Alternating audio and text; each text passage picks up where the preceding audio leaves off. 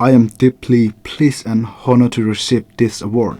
This award is not just for me, it is on behalf of all brave journalists and photojournalists in Myanmar. I like to express my sincere thanks to my editor Vivek. I have been working as a documentary photographer for 7 years in Myanmar.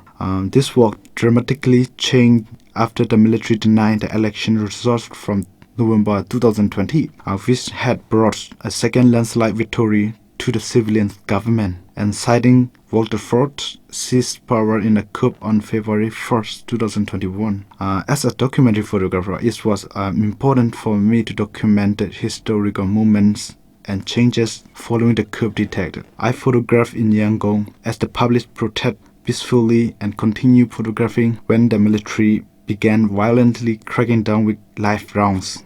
In the 3 months after the coup, I witnessed the brutal action of the military soldiers and police as they shot and killed unarmed pro-democracy protesters.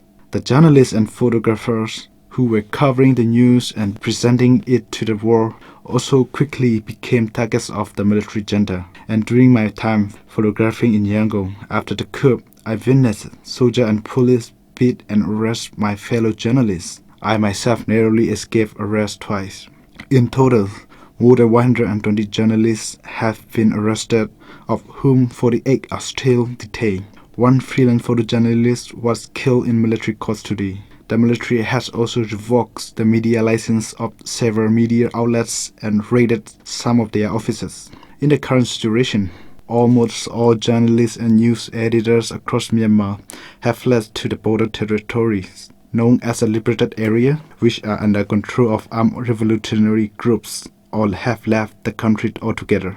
And freedom of the press was completely destroyed under the military junta. Because of security reasons, I also fled Yangon and am living in a liberated area under control of an ethnic armed organization. Instead of photographing urban protests, I am now documenting the story of young people who decided to train with the ethnic armed organization here in order to resist the military with arms. I believe it is still important to document what is happening in Myanmar as much as I can. Thank you.